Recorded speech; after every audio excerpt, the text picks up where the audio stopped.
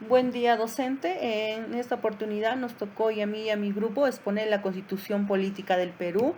Integrantes, Paredes Olivera Rodrigo, Mendoza Salvador Luisa, Quinto Paucar Natalie, mi persona, Sisi Yaranga Poma. También tenemos a Paraguay Conivilca Yulisa. A continuación pasaremos a explicar qué es la Constitución Política del Perú. ¿Qué es la Constitución Política del Perú? La Constitución Política del Perú es una norma suprema del Estado, ¿no? Que organiza, tiene una organización política y también tiene que ahí defiende nuestros derechos de Estado. También tenemos que garantiza los derechos fundamentales de toda la persona, del ser, ¿no? Ahí tenemos nuestros derechos como ciudadanos y eso nos respalda la Carta Magna, la Carta Suprema, la Constitución Política del Perú. También tenemos los poderes, que da el poder, en ellos tenemos el poder ejecutivo, el poder legislativo y el poder judicial, que ellos se encargan en administrar justicia, ¿no? También se encargan en administrar las leyes, ¿no? Corregir y administrar las leyes. A continuación pasaré a explicar por qué es vital nuestra Carta Magna.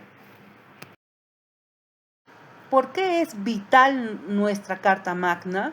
La Constitución es un pilar que garantiza, ¿no? Un pilar de nuestra democracia, del desarrollo de nosotros, de nuestro país.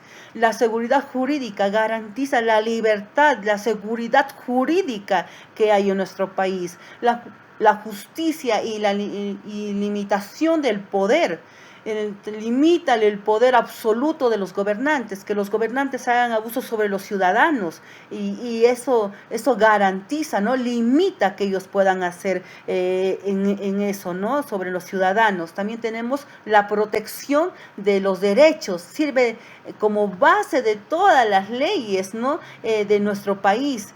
También tenemos, ¿no? Si nuestro país no tenemos que nos garantice, ¿no? Que no nos den seguridad, también sin constitución no hay libertad ni justicia ni en el futuro, ¿no? Entonces la Carta Magna nos respalda a nosotros como ciudadanos y nos da nuestros derechos que nosotros tenemos con ciudadanos. A continuación pasaré a explicar el marco teórico. Marco teórico. En marco teórico tenemos el enfoque de la libertad, priorizando la libertad personal, la autonomía de las personas, la propiedad privada. Tenemos que definir los derechos de la propiedad base la libertad. Tenemos libre mercado, tenemos como ellos la minería, ¿no? El libre mercado que tenemos. También tenemos la socialdemocracia, que debe dar igualdad ante todos. También tenemos intervención del Estado, que el Estado debe intervenir aquí, ¿no? En servicios públicos, debe intervenir en la educación, en la salud, en la vivienda, que deben dar vivienda, ¿no? A los ciudadanos. Y hoy estamos decayendo de eso, de viviendas, de educación. No hay buena educación, no hay buenas estructuras. De salud tenemos que hacer horas y horas de colas para que no se nos puedan atender. Entonces necesitamos que nuestro país puedan priorizar en la salud y en la educación. A continuación pasaré a explicar importancia de la Constitución política. Tenemos ideología, privatización, neoliberalismo, libre mercado, socialdemocracia, liberalismo, Estado subsidiario. La importancia de la exposición es el análisis crítico que hacemos de las bases legales, la importancia de la ideología en la sociedad, en base libre al futuro del Estado. Piensa en hoy y construirás en el mañana. El Estado tiene que dar un bienestar a nosotros como ciudadanos. El ciudadano tiene derechos y tiene deberes y lo respalda la Constitución Política del Perú. A continuación, mi compañera Stephanie pasará a explicar. Continuando con la exposición, trataremos sobre las corrientes ideológicas presentes en la Constitución Política de 1993. En ella se reflejaba las diversas corrientes ideológicas que se desarrollaron en el constitucionalismo contemporáneo. Entre ellas destacaron el liberalismo político, el liberalismo económico y neoliberalismo, y Estado social de derecho. En el liberalismo político, la Constitución incorporó principios del liberalismo clásico al proteger los derechos individuales, la libertad, la propiedad privada y la igualdad ante la ley, y limitar el poder del Estado, colocando a la persona como eje del orden constitucional y garantizando el ejercicio de sus libertades. En el liberalismo económico y neoliberalismo, la Constitución de 1993 adopta un modelo económico libre, de mercado, basado en iniciativa privada y una limitada intervención del Estado, influenciado por las reformas económicas y el Consejo de Washington de la década de 1990. En el Estado social de derecho, aunque predominó el liberalismo económico, la Constitución también incorporó principios del Estado social al establecer que el Estado debe garantizar el bienestar general, como la educación, la salud, la protección del trabajo y el desarrollo del país. En esta diapositiva encontramos la pregunta que dice: ¿por qué predomina el liberalismo económico y el neoliberalismo en la Constitución de 1993? Consideramos que en la Constitución de 1993 predominó el liberalismo económico y el neoliberalismo porque se priorizaron el libre mercado, la iniciativa privada y un Estado con función subsidiaria. Este modelo buscó superar la crisis económica de los años 90, aunque también ha generado críticas por las desigualdades que surgieron en un Estado que no regulaba ni protegía adecuadamente los derechos sociales. Bueno, los artículos constitucionales que sustentan la influencia liberal y neoliberal fueron el artículo 58. El artículo 58 reconoce la libre iniciativa privada dentro de una economía social de mercado. El artículo 59 garantiza la libertad de empresa, comercio e industria. En el artículo 60 se establece el pluralismo económico y el rol subsidiario del Estado en actividad empresarial. En el artículo 61 se promueve y protege la libre competencia y evitando monopolios y prácticas abusivas. En el artículo 62 se asegura la libertad de contratación y la estabilidad jurídica de los contratos. En el artículo 70 protege el derecho de la propiedad privada como un derecho inviolable. Estos son los 6 artículos que sustentan la influencia liberal y neoliberal en la Constitución. Continuando, analizaremos 2 casos concretos. Caso 1, privatizaciones y apertura económica de la década de 1990. Las privatizaciones y la apertura al capital extranjero reflejaron el modelo económico de la Constitución de 1993. Estas medidas impulsaron la inversión privada y la modernización de la economía. Sin embargo, también generaron críticas por reducir la participación del Estado en sectores estratégicos y por los beneficios desiguales para la población.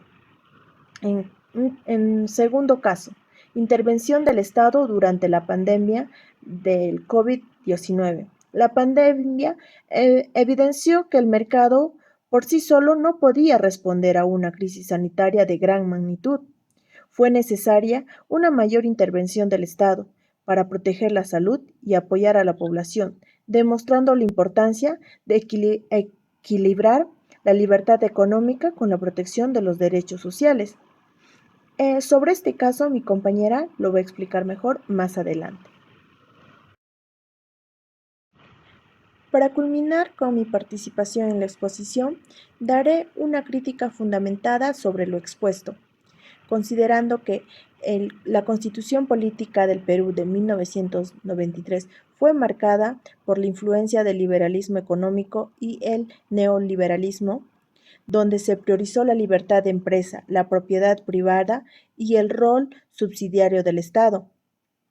No obstante, este modelo debe aplicarse de manera equilibrada, permitiendo que el Estado intervenga cuando sea necesario para garantizar la justicia social, la igualdad de oportunidades y la protección de derechos fundamentales. En ese sentido, el principal desafío es armonizar el crecimiento económico con el bienestar de toda la población. Daré pase a mi compañera Yulisa. Continuando con la exposición, caso práctico 1. Rol subsidiario del Estado en la economía. Bueno, nos dice que el Estado interviene en la actividad económica de manera subsidiaria, solo cuando la iniciativa privada no puede hacerlo o cuando existe un alto interés público. A continuación les estaré detallando. Bueno, para nosotros poder comprender el rol subsidiario en la economía tenemos que hacernos una pregunta. ¿Qué es el rol subsidiario del Estado? Es el principio por el cual el Estado interviene únicamente cuando los particulares no puedan satisfacer una necesidad o cuando se debe proteger el interés público y el bienestar de la población. Nosotros tenemos como ejemplo claro para poder nosotros más comprender el rol subsidiario. En la pandemia del COVID-19, el Estado peruano intervino adquiriendo vacunas y fortaleciendo el sistema de salud, ¿no? Eh, Esto demuestra el rol subsidiario porque actuó para proteger el interés público ante una necesidad que el sector privado no podía cubrir por sí solo. Y es así donde el Estado pues tuvo que actuar, ¿no? Asimismo, el rol subsidiario del Estado está reconocido en el artículo 60 de la Constitución Política del Perú, que señala que el Estado realiza actividades empresariales solo de manera subsidiaria cuando exista alto interés público o manifiesta conveniencia nacional. Para finalizar con mi exposición, bueno, ¿cómo el rol subsidiario ha impactado en la sociedad peruana? Bueno, como estudiante de Derecho, considero que el rol subsidiario del Estado ha permitido que que las empresas privadas participen activamente en la economía, promoviendo la inversión, la competencia y la generación de empleos. Pero, sin embargo, cuando el sector privado no cubre adecuadamente estas necesidades básicas, como la salud, la educación o el acceso a servicios públicos, el Estado debe intervenir para garantizar los derechos de la población y reducir las desigualdades de esta manera. El rol subsidiario busca equilibrar la libertad económica con la protección del bienestar de todos los peruanos, ¿no? Bueno, con esto estaría finalizando. Voy a dar pase a mi compañera Natalie. A continuación les voy a presentar el caso práctico número 2, que es sobre la reforma universitaria y el derecho a la educación de calidad. Y el conflicto es sobre la ley universitaria número 30220 y la creación de la SUNEDU en el Perú. Y el debate es la intervención estatal para garantizar calidad versus autonomía universitaria y la protección constitucional de los estudiantes frente a la oferta educativa deficiente. En esta siguiente diapositiva encontraremos el problema sobre la proliferación de universidades sin condiciones básicas y en el número 1 encontramos la desregulación que permitió universidades con infraestructuras precarias y sobre todo de baja calidad y en el número 2 es la demanda contra la ley alegando violación de la autonomía universitaria y el número 3 sobre el conflicto por el derecho de miles de jóvenes a una formación profesional y sobre todo digna. En esta diapositiva explicaré sobre la Constitución del Perú y el derecho a la educación de la Constitución Política del Perú del año 1993. El artículo número 13 nos menciona la educación tiene como fin el desarrollo integral de la persona humana y el artículo número 16 el Estado coordina la política educativa y supervisa la calidad de la educación y el artículo 18 la autonomía universitaria es absoluta, se ejerce dentro del marco de la ley. En esta siguiente diapositiva explicaré la sentencia del TC. La educación es un derecho y un servicio público. El Tribunal Constitucional declaró infundada la demanda contra la Ley Universitaria número 30220 del expediente número 0017-2008 y su fundamento principal fue que la educación constituye un derecho fundamental y al mismo tiempo un servicio público esencial. Por ello, el Estado tiene el deber de supervisar su calidad en resguardo del interés público. Y como lo dije, el TC dictaminó que el Estado tiene el deber de supervisar la calidad educativa como servicio público esencial. Y el número 3, la autonomía no significa autarquía. Las universidades deben rendir cuentas a la sociedad. A la conclusión que llegamos sobre nuestro caso práctico número 2, hacia una educación superior de calidad en el Perú. En la primera conclusión encontramos que la Constitución faculta al Estado para cerrar universidades que no cumplan con las condiciones básicas de calidad. En la conclusión número 2, la dignidad del estudiante prevalece sobre el interés comercial de las instituciones privadas. Y en el último, el número 3, el legado a la consolidación de un sistema con estándares internacionales para el profesionalismo peruano. Gracias, le doy pase a mi compañero Rodrigo. Bien, continuando con la exposición, pasando con el análisis crítico y conclusiones de aspectos de la Constitución, en primera parte analizamos los puntos de la Constitución de 1993 que más debate generan y que según varias fuentes requieren una reforma profunda. En primer punto, en lo económico y justicia social, se dice que la Constitución priorizó las libertades económicas del modelo de mercado, pero dejó de lado el principio de justicia social y la función social de la propiedad. Pasando con el segundo punto, el equilibrio de poderes, nuestra estructura unicameral es cuestionada por producir leyes de mala calidad, por eso se propone volver a la bicameralidad para tener mejores contrapesos.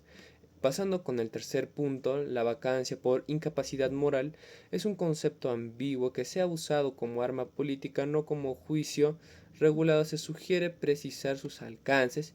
Y como último punto, temas como los contratos, ley y la jerarquía de los tratados de derechos humanos y la protección ambiental. La idea es cerrar esos vacíos que generan privilegios y afectan la soberanía del Estado. Bien, continuando con los argumentos académicos que sustentan la crítica, ahora veamos qué dicen los expertos para respaldar estas críticas. El primer argumento es la distancia macroeconómica versus microeconómica. Aunque el PBI creció con la Constitución del 1993, eso no se tradujo en un desarrollo social. Seguimos con brechas en salud, educación, servicios básicos. El modelo necesita una calibración o recalibración, valga la redundancia.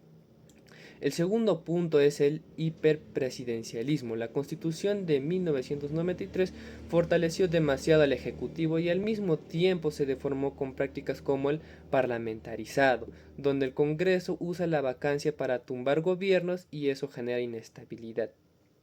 Como tercer punto, el déficit de legitimidad de origen, varios autores recuerdan que la Constitución nació tras la ruptura del orden en 1992, aunque con el tiempo ganó legitimidad, su origen sigue siendo un punto ético de fricción.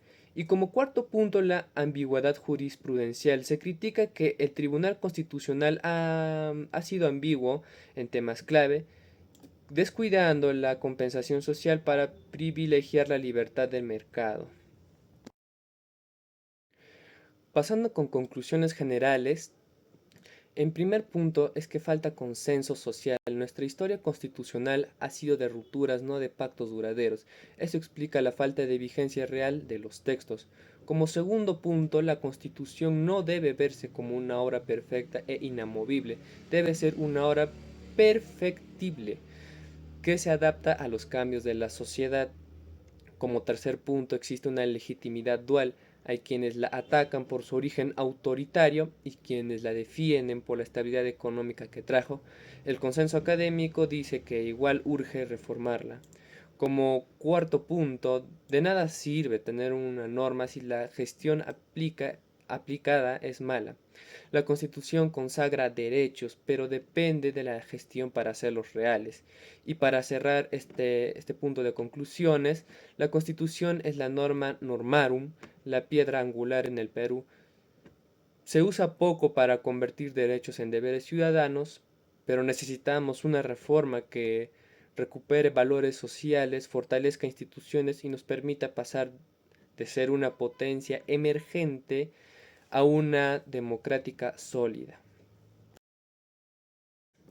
Para cerrar la exposición, la crítica central al marco constitucional actual se enfoca en su legitimidad de origen, que nació en 1993. Tras una ruptura democrática y un referéndum cuestionado, por eso muchos la ven más como un estatuto de coyuntura que como un pacto social. Desde lo político se argumenta que diseñó un presidencialismo hipertrofiado que en la práctica derivó a un sistema deformado. La prueba es el uso recurrente de la vacancia por incapacidad moral como arma política. En vez de un juicio regulado, eso ha generado inestabilidad, precarización de la democracia. Ahora, en lo económico se suma una crítica fuerte. El milagro peruano, por decirse así, macro no se vio en el bienestar de la gente. Los expertos dicen que el modelo priorizó el mercado y dejó de lado principios de la Constitución del 79, como la justicia social y la función social de la propiedad. Finalmente, la crítica apunta también a la baja calidad técnica del Congreso y a la ambigüedad del Tribunal Constitucional. Y así, muchas gracias por su atención, doctor. Así estamos finalizando de la exposición. Muchas gracias.